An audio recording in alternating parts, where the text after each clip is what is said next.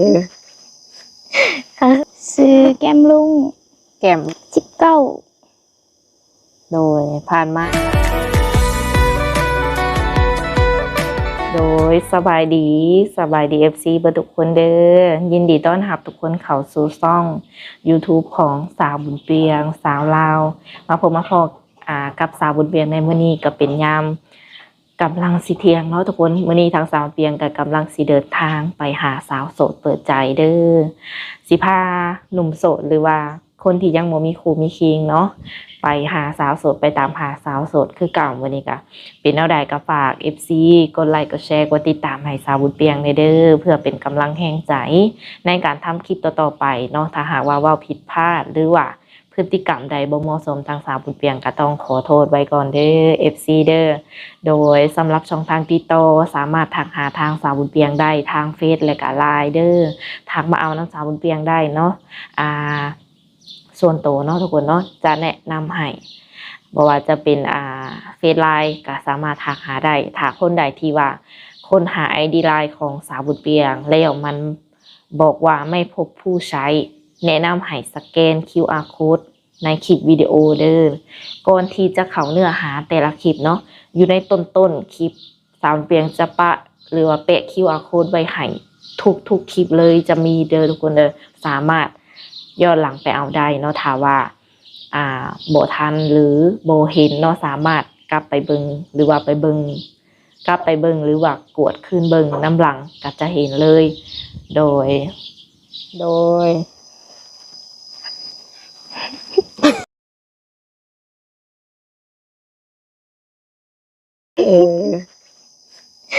เหินเด้สวยโดยสบายดีสบายดีสาวโสดหน้าใหม่เนาะทุกคนมื้อนี้ก็มาหาเพิ่นเป็นมื้อแรกเนาะโดยเคยเปิดใจบ่เนาะล่ะ ครั้งแรกแม่นบ่โดยก็อาจจะมีแบบว่าเขินแน่เนาะนี่เพราะว่ายังบ่เคยออกคลิปจักเทื่อ FC เด้อก่อนอื่นก็ทางสิขออนุญาตแบบถามข้อมูลของน้องก่อนเนาะชื่อว่าแนวใดซื้อแก้มลุงโดยอายุได้จักปี19โดยผ่านมานี่คือเคยสร้างครอบครัวบ่เคยมีผู้บ่าวบ่เคยมีแต่ล่มกันแบบในแชททางอินเทอร์เน็ตเนาะโดยคือแบบมาหากันแบบตัวจริงบ่หรือยังบ่เคยบ่จ้ะโดยตอนนี้ยังเรียนบ่น้องล่ะบ่ออกแล้วโดยหรือว่าจบแล้วออก ออกก่อนโดยห้องใดห้องเรียนม.5ในใบประกาศม.4เรียบร้อยแล้ว เป็นอะไรคือว่าออกกลางคันน้องล่ะมันมีเรื่องทางครอบครัวอะไรหนึ่งเรื่องเงินเรื่องคำนี่บอกหรือจังไรโดยมีขัดสนเรื่องเงินเลยออกบอก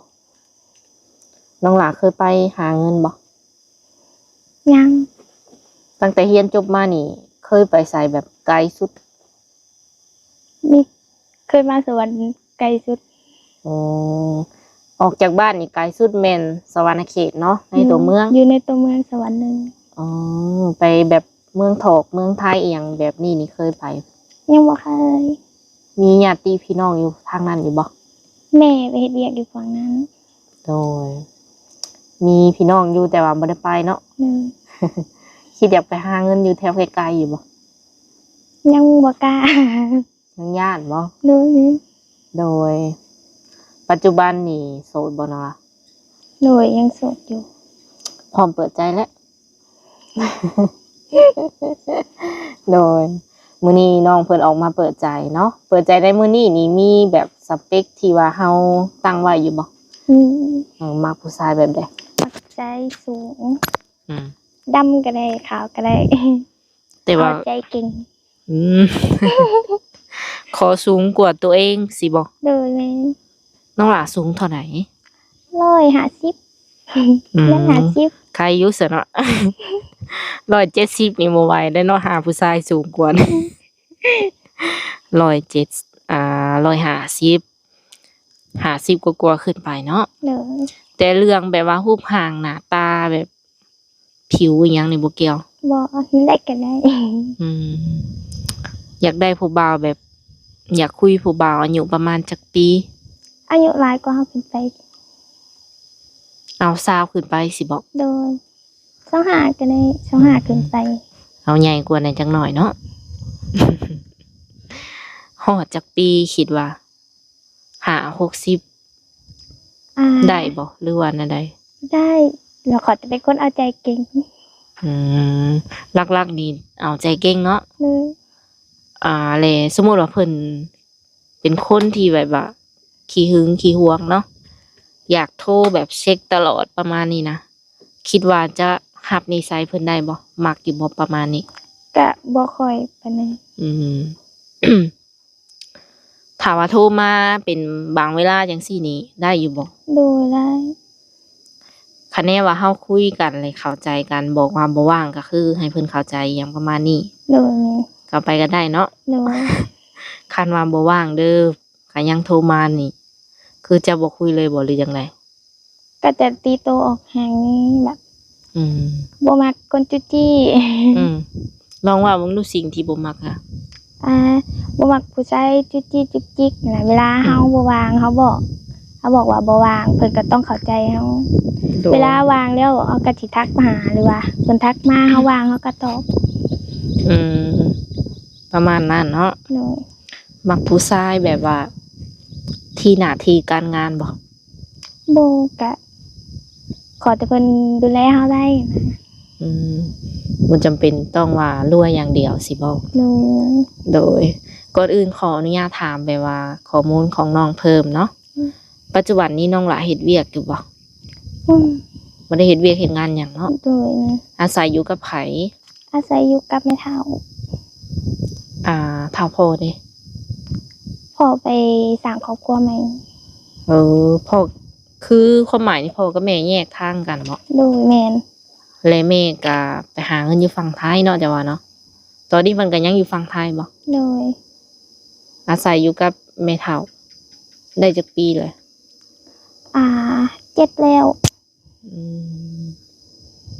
คือเพิ่นแยกทางกันนี่ก็ได้7 ปีบ่ โดย หลังจากหันมาน้องหละอาศัยอยู่กับแม่เฒ่า2 คน มี หรือว่ามีไผเพิ่มเติมบ่ มีน้องชายผู้หนึ่ง น้องหละมีน้องชายคนหนึ่ง มี มีกันอยู่2 คนอ้ายน้อง แม่นเลย เจ้าเป็นลูกกกเนาะ แม่น เป็นสาวกกแล้วก็สาวเดียวเนาะชายหนึ่งหญิงหนึ่งนี่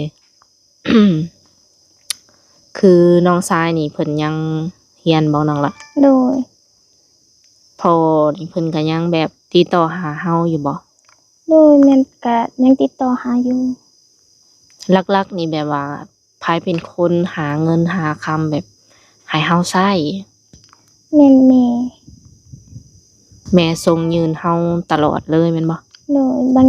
เพื่อเพิ่นบ่มีก็บ่ได้ให้ก็เอานำแม่เฒ่า อ๋อแม่เฒ่านี่อายุจักปีน้องล่ะ ผู้อายุเพิ่น เพิ่นยังแข็งแรงบ่ โดยยังแข็งแรงอยู่ อืมเดือนหนึ่งนี่เฮาใช้เงินนี่ประมาณจักพันบาทนี่ได้ เลือดประมาณ 7,000 กว่า โอ้ เปลืองอยู่นะ ไว้ใช้ซื้อเครื่องสำอางนี้ อืมข้าวน้ำซ้ำปลานี่ เฮ็ดเองบ่หรือว่าซื้อกิน เฮ็ดเอง มีให้หน้าตากร้าเรียบร้อยบ่ โดยนี่ ฐานะครอบครัวนี่เป็นจัดอยู่ในแบบระดับใดน้องล่ะ สิว่ากลางๆก็ได้ก็บ่ได้อันนั้นโพด บ่ได้ถึงขั้นว่าบ่ทุกอย่างเนาะ โดย คันสิว่ารวยเลยก็ยังบ่ถึงขั้นพู้นบ่ บ่ พออยู่พอกินเนาะ โดย อืมแม่เฒ่านี่ยังเฮ็ดเวียกเฮ็ดงานบ่ บ่ คือเพิ่นก็อยู่เฮือนซื่อๆนี่เนาะ มีเพิ่นปลูกผัก อืมคันขาดศูนย์แห้งก็แม่นขอนำแม่เฒ่าไปก่อน โดย ชีวิตประจำวันนี่คือเฮ็ดหยังแหน่สำหรับน้องเอง แต่ละมื้อแต่ละเว้นนี่นะเฮาเฮ็ดหยังแหน่ ตั้งแต่ตื่นมาก็นึ่งข้าว เขาให้มันทาก็กิน อืม ตอนนั้นก็อยู่ธรรมดา อืม แล้วตอนแรกมาก็เฮ็ดเวียกเพื่อนคือเก่าก ลางเว้นนี่คือจะว่างเลยเนาะ เลย อืม คือเฮาว่างแนวนี้นี่แสดงว่าสะดวกในการคุยอยู่เนาะ สะดวก โดย หากใกล้สิฮอดยามเฮ็ดไร่เฮ็ดนาอะไรอาจจะ เวลาอาจจะบ่หลายปานใดบ่ แม่นก็มีแต่ช่วงพักเที่ยง อ๋อ ช่วงบ่ายก็คุยได้ อืม น้องหลาเป็นลูกสาวกก ตอนนี้ก็ห่างกัน19 ปี คิดว่าอยากสร้างครอบครัวเลยบ่หรือว่าอยากหาคนคุยก่อน ยังอยากหาคนคุยอยู่ ยังบ่พร้อมที่สิสร้างครอบครัว อืม คุยเป็นแฟนไปก่อนบ่ โดย คิดว่าประมาณจักเดือนจังสิตกลงเป็นแฟนกับเพิ่น อ่า ตามสถานการณ์ที่คุย อืม แต่ว่าถ้าให้อันนั้นแท้กับประมาณ1 เดือนขึ้นไป อืม พ่อปุ๊บนี่คือครบเลยนี่บ่ได้บ่ โดย ในใจมาครูบ่าวทางใดน้องล่ะ ได้ทุกภาค ไทยลาวหรือว่าต่างประเทศนี่มีสิทธิ์เท่ากันบ่ โดย อืม แต่ว่าอังกฤษบ่ได้ โดย อ่า คุยได้แต่ว่าว่าบ่เป็น โดย อืมคือเฮาเองนี่สามารถ ภาษาลาวภาษาไทยนี่สามารถอ่านออกเขียนได้สิบ่ ได้ แต่อังกฤษหรือว่าอิหยังนี่แม่นยอมเนาะ ได้บางคำอังกฤษนะ อ๋อ อย่างเช่นแบบสบายดีหรือว่าอิหยังนี่ได้อยู่เนาะ สิว่าสบายดีเพิ่น เอาหยอกน้องเพิ่นส่วนหลายก็เป็นหนุ่มลาวหรือว่าหนุ่มไทยนี่แหละที่ว่าเพิ่นไปอยู่ต่างประเทศ ส่วนหลายก็จะบ่ค่อยมีดอกเนาะคนที่ว่าต่างประเทศแบบ 100% แล้วเพิ่นมาคุยหั้นนะ โดย มีแต่หนุ่มลาวหนุ่มไทย แต่ว่าเพิ่นไปอยู่ไกลมื้อหน้ามื้อในถามว่าเฮาเจอคนที่ถูกใจเนาะ โดย เพิ่นมาขอมาแต่งเอาแบบไปอยู่น้ำเพิ่นหั่นนะคิดว่าจะไปอยู่น้ำเพิ่นได้บ่เฮาพอคนที่ฮักเนี่ยเฮาสิไปอยู่น้ำเขาอยู่บ่หรือ จะ ว่า ได้ อ๋อ ความทันเพิ่นจริงใจก็ได้ อืมคือบ่ได้มีปัญหาหยังเรื่อง ในเฮือนในซ่านเนาะ บ่ แม่ก็บ่ได้บอกอีกว่าต้องอยู่เฮือนอย่างเดียว ไปได้ใกล้ๆก็แม่นไปบ่คันมัก อ่า ตามระยะ กันไกลโพดกะยันแม่บ่ให้ไป อืมคันเป็นฝั่งไทยหรือว่าต่างประเทศเอาไปอยู่นำบ่ได้บ่ซะ แล้วต้องถามแม่ก่อน เออ ในใจอยากไปอยู่แต่ว่าต้องถามแม่ก่อนอีกเทื่อนึง โดย อีกอย่างบ่เคยไปแบบออกจากบ้านซำเนาะทรงสี เพิ่นห่วง ไม่เท่าห่วง เออ คือ ส่วนตัวแล้วนี่มักไปหลินอยู่บ่มักไปหลินไปเที่ยวปาร์ตี้อยู่บ่ ตามเทศกาลหรือว่าหมู่ชวนเป็นบางครั้ง โดยไปบ่คันว่าตีทุกมื้อนี่จังได บ่ร้อน บ่รอด ยังอายบ่หรือจังได อันเขิน หรือว่าปกตินี่ก็เว้าประมาณนี้บ่หรือว่าถ้าบ่มีกล้องนี่อาจจะเว้าหลายอยู่บ่ ค่ะบ่มีกล้องอาจจะเว่าหลายขึ้น แสดงว่ายังบ่ชินกับแบบการออกคลิปหรือว่าการอัดคลิปแบบนี้เนาะ แม่น คิดโดนบ่นั่นล่ะจังออกมาเปิดใจ ก็ประมาณนี้ ประมาณจักมื้อจังตัดสินใจแบบออกมาเปิดใจ ต้องเกือบทิศ อืมตอนนี้นี่ถือว่าห่วมความกล้าได้เลยก็ออกมาเปิดใจเลยเนาะ โดย ถ้าว่าเพิ่นอยากทักมาหลินน้ำเฮานี่สะดวกแจกอีหยังให้เพิ่น อืม แบบว่าเฟซบ่หรือว่า LINE หรือว่าเบอร์โทร ไล่ อืมแอปนี่หลินอยู่บ่ ดิน อืมถ้าสมมุติว่าเพิ่นขอเบอร์แบบโทรมาโดยตรงนี่ก็คือมีให้เพิ่นอยู่บ่ มี สามารถโทรออกได้บ่ ได้ อ๋อ แอปก็มีเนาะ LINE ก็มีเบอร์ก็มี โดย สะดวกหลายสิ่งหลายอย่างถามว่าเพิ่นสิโทรมาลิ้นนำนี่ช่วงใดที่ว่าเฮาว่างหันนะแบบ ประมาณ11 โมงหาบ่าย3นี่วาง อืมคือคุยได้แม่นบ่ช่วงนี้ แม่ ช่วงเช้านี้อาจจะเฮ็ดหยังเนาะวะ ค่ายเพื่อแต่งตัว เพื่อลุก อ่า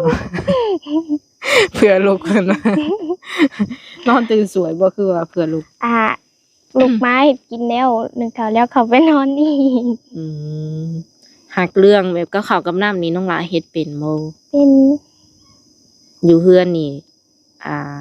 มีแต่เจ้าบ่หรือว่าเปลี่ยนกัน เปลี่ยนกัน หาเฮานี่ก็เฮ็ดได้เบิดเรื่องหนึ่งข้าวเป่าไผ่หรือว่าเฮ็ดอยู่ให้กินเมนูอิหยังก็เป็นเบิดบ่ ได้ โอ้เก่งแท้น้องละ พร้อมที่จะเป็นแบบแม่สีเลือนเลยเนาะ เพราะ เด้อขออนุญาตถามตรงๆแบบผู้บ่าวแถวบ้านนี่เขาบ่เขามาหยอกเฮาเลยบ่ กัมีนี่ อือ ติก็แบบ ก็ยังบ่เปิดใจนึง คือเฮานี่บ่สนน้ำเขาเลย อืม เขาบ่หลอกบ่ได้จังได๋ เหมือนว่าแล้ว แบบ ยังบ่พร้อมที่เปิดใจว่าอยากคบคนในบ้านตัวเอง อืมมันไกลโพดเนาะ อืม อาจจะเห็นกันดูแล้วจักสิคุยจากใดบ่ บ่มีแล้วคุย เออ ผู้บ่าวที่ว่าเพิ่นเป็นพ่อห้างพ่อหมายเนาะบางคนก็มีลูกติดอย่างซี่นะน้องล่ะ หนู คิดว่าสิให้โอกาสเพิ่นเข้ามาคุยได้อยู่บ่ ได้ เคยเห็นที่ผู้บ่าวลูกติดเนาะ หนู รับได้เพิ่นว่าบ่รังเกียจว่าที่ว่าเพิ่นมีลูกมีเต้าอิหยัง หมอ มันเป็นอดีตเพิ่นเนาะ หนู อืมผู้บ่าวกินเหล้ากินเบียร์มักเล่นมักเที่ยว สูบยาอย่างซี่ บ่มักคนสูบยา อ๋อคันกินเหล้ากินเบียร์ได้บ่ ก็ยังได้เป็นบางครั้งบางคราวได้ อืม แต่ว่าคันไปคุมื้อนี่ก็บ่ได้ อ๋ออนุญาตอยู่แต่ต้องรู้จักแบบว่าช่วงเวลาเนาะเทศกาล โดย อืม เป็นหยังคือบ่มักผู้ชายแบบสูบยาเลยน้องล่ะ เหม็น อืม บ่มัก หากบ่ได้มีภูมิแพ้บ่ บ่ น้องหลานี่บ่ได้มีโรคประจำตัวบ่ บ่ แข็งแรงดีเนาะอืมถ้าว่าเพิ่นเข้ามาคุยแล้วเพิ่นสูบยานี่คือจะบ่คุยต่อเลยบ่ความหมาย จะบอกเพิ่นเลยว่าบ่โอเคคันเพิ่นพร้อมปรับให้เฮาก็ยอมคบก็ได้ อืมมันหมิ่นเนาะ มันบ่ดีต่อสุขภาพ โอ้เป็นห่วงเพิ่นนำ เหม็นแน่แล้วก็เป็นห่วงเพิ่นนำเพิ่นว่า ก็ดีไปอีกแบบเนาะทุกคนเนาะถ้าว่ามีผู้บ่าวเพิ่นอยากมาเห็นตัวจริงน้องหลานนี่เฮ็ดจังไดบัดนี้เพิ่นเห็นในคลิปแล้วเพิ่นอยากมาเห็นตัวจริงน้องบัดนี้ ก็ยังบ่หวาน มาหาได้อยู่บ่หรือว่าจังได อืม พร้อมให้มาหาอยู่บ่ ยัง ยังบ่ คิดว่าจะคุยกันจักเดือนจังสิอนุญาตให้เพิ่นมาหาเฮาได้ วัน3-4 เดือนกัน อืมเอาตรงๆเด้อแบบเห็นในคลิปแล้วเพิ่นมาแบบว่าคนบ่เคยรู้จักกันนี่คืออายบ่หรือว่าย้านหรือจังได อายแบบบ่กล้า จักสิเว้าหยังจังซี่บ่ เลย อืมความรู้สึกมาเจอกันใหม่แถมบ่ได้คุยกันเฮ็ดโตบ่ถึกเลย แม่น เออ 3-4 เดือนทำความรู้จักกันก่อนเนาะ เลยเห็นผู้นิสัยใจคอกันก่อนเด้อ อืม เขาหักนิสัยเอาได้บ่นะ คันถึงขั้นนั้นเลยเฮาสนิทกันเลยเนาะ เลย เพิ่นให้เฮาเป็นคนไปหาเพิ่นเองจังซี่นะคิดว่าไปได้บ่เฮาบ่เคยไปนี่นะไปบ่ได้เนาะ เลย หลักๆนี่แม่นย่านก่อนบ่หรือว่าอายอันเนี้ย ญาติ ไปไกลนี่คือย่านเลย แม่ อืม เวลาเฮาสิไปหันไปนี่บอกแม่เฒ่าบ่หรือว่าบอกแม่ บอกแม่เฒ่า แม่เฒ่าอนุญาตจังได้ไปบ่แต่ละเทื่อ เพิ่นก็ให้ไปทุกเทื่อแต่ก็ต้องขอเพิ่นก่อนนะบอกให้เพิ่นฮู้ว่าไปทางใด อืมเพิ่นก็บ่ได้แบบใจจืดใจดำเนาะ เพิ่นก็บ่ได้ห่วงปานนั้นแต่เพิ่นก็ขอให้บอกอยากฮู้ว่าไปทางใดอยู่ทางใด อืม